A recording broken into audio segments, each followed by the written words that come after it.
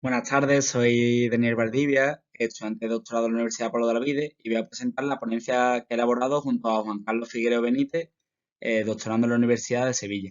Esta ponencia la hemos titulado con el título que podéis leer en la diapositiva, el análisis de la conversación en Twitter del debate electoral de TV3, la campaña negativa contra Salvador Orilla. En primer lugar, de manera muy breve, para no extender en la medida de lo posible la presentación, vamos a señalar 5 puntos que nos parecen relevantes de cara a comprender el contexto y la coyuntura en la que se desarrolló este debate. En primer lugar, una convocatoria electoral marcada por la mayor polémica, ya que imagino que recordaréis que hasta el último instante el Tribunal Superior de Justicia de Cataluña mantuvo en vilo la convocatoria debido a unas ciertas tensiones en torno a la situación sanitaria. Se habló de que las elecciones podían ser en mayo, se habló de que las elecciones podían ser después del verano, pero al final se mantuvieron en la fecha de celebración el 14 de febrero. En segundo lugar, la presencia del ministro de Sanidad, ya entonces ministro Salvador Illa, que reemplazó a Miquel Iceta como candidato del Partido Socialista de Cataluña y centró una gran atención, lógicamente, al haber sido el ministro de la pandemia. En lugar, lógicamente, la situación sanitaria, debido a que las elecciones se produjeron en un contexto de coronavirus, después de, sobre todo, con un repunte después de la campaña navideña. En cuarto lugar, la situación dentro del bloque independentista, debido a que las elecciones se producen por la división, el choque y el enfrentamiento entre Esquerra Republicana y Junts, las dos formaciones que conformaban el gobierno catalán en aquel entonces. Y en último lugar, el interés público, que suelen suscitar los debates electorales, también ocurrió en este caso al ser un debate seguido por casi el 30% de los catalanes y además de tener una gran atención en el resto de España debido, como dije anteriormente, a la concurrencia del antiguo ministro de Sanidad. De manera breve también vamos a señalar 3 puntos históricos que creemos interesantes. En primer lugar, la conceptualización de la campaña negativa, algo que no es nuevo, aunque en los últimos tiempos en la comunicación política se está hablando más de ello. La campaña negativa viene de muy atrás. Podemos recordar, por supuesto, el Daisy Spot, aquel spot clave en las elecciones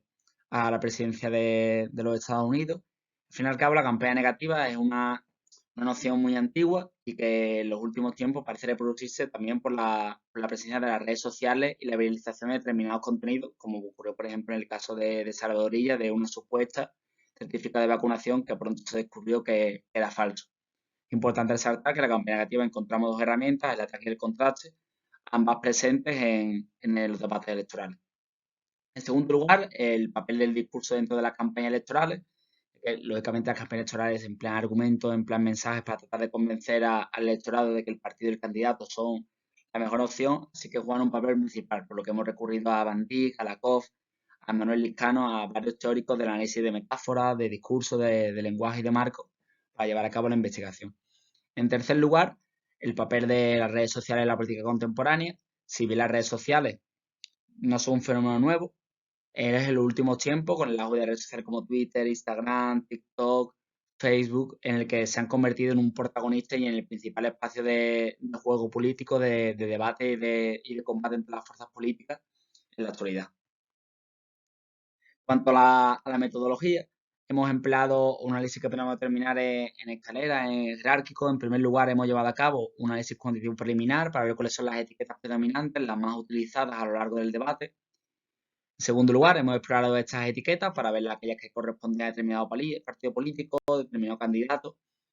para poder llevar a cabo el análisis cualitativo que, como decíamos, es fundamental para nosotros en la investigación, un análisis cualitativo en el que hemos explorado las palabras, las etiquetas, los recursos, los mensajes, que las imágenes empleadas por los partidos políticos, las cuentas y los candidatos a lo largo del debate. En cuanto a los resultados, aquí nos vamos a detener con un poco más de detalle, aunque insistimos en la intención de finalizar la presentación lo más rápido posible. En primer lugar, vemos como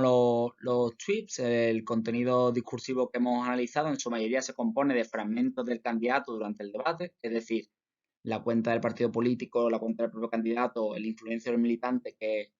hablaba del debate, lo hacía reproduciendo la intervención de su candidato, un fragmento muy concreto, 30 segundos, un minuto, a lo que podríamos clasificar entre esos Zoom Bites, señalados por Mazzoleni en Comunicación Política, en su célebre obra, y que entendemos que al fin y al cabo trata de reforzar ese mensaje del candidato, esa parte concreta que trata el partido o el candidato de difundir. Esto es clave para comprender el papel que juega el debate y el papel que el candidato trata de jugar en el debate ya que se produce un refuerzo y una difusión del relato que el candidato o la candidata lleva empleando durante la campaña, incluso antes de ya dentro de la noción de campaña permanente. Como al fin y al cabo el uso de la metáfora, por ejemplo, es bastante interesante y bastante claro en el caso de Vox, en el que se habla la etiqueta era recuperar Cataluña, y algo que sus militantes, sus simpatizantes, por supuesto sus candidatos repetían durante el debate, sería recuperar Cataluña del conflicto independentista, de esa noción de que Cataluña ha sido arrebatada por los independentistas y que hay que devolverla a España. Por supuesto, los mensajes que se mandan durante el debate enlazan con la idea de storytelling de Christian Salmon y vemos como al fin y al cabo los partidos y candidatos tratan de emplear sus mensajes, de emplear esos soundbites para reforzar el relato que ellos lanzan respecto al resto de formaciones políticas. Dentro de estos resultados también nos ha parecido muy interesante ver cómo no hay conflicto entre los candidatos y, bueno, los candidatos lógicamente sí, cómo no hay conflicto entre los militantes y los simpatizantes de los partidos en redes sociales. Al fin y al cabo, esos militantes y simpatizantes se centran en usar la etiqueta que el partido o el candidato lanza en redes sociales y se mantienen en ella. Es decir, no se produce un conflicto como si ocurre con otras etiquetas. Justamente durante la celebración del debate, había una etiqueta que era Pablo Iglesias de Dimisión y en ella veíamos cómo rivalizaban tanto simpatizantes de Iglesias, de Unidas Podemos, como militantes y simpatizantes de Abascal, de la extrema derecha.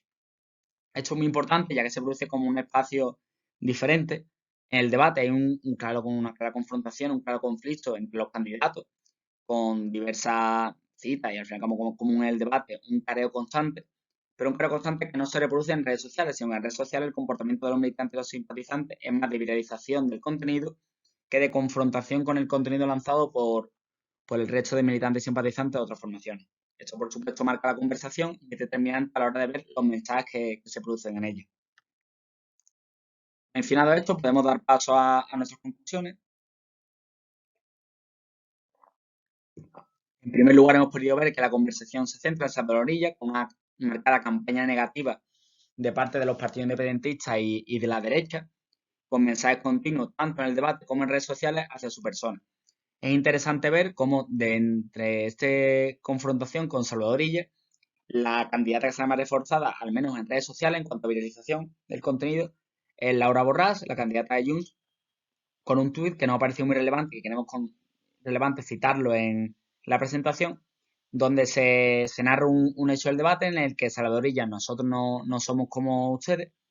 y la respuesta de Laura Borràs inmediata es afortunadamente. Es algo muy celebrado por los militantes de Junts y pese a que RC tiene como una mayor participación de su gente, de sus militantes y simpatizantes en el debate, este tuit fue muy comentado y muy celebrado desde el espacio independentista.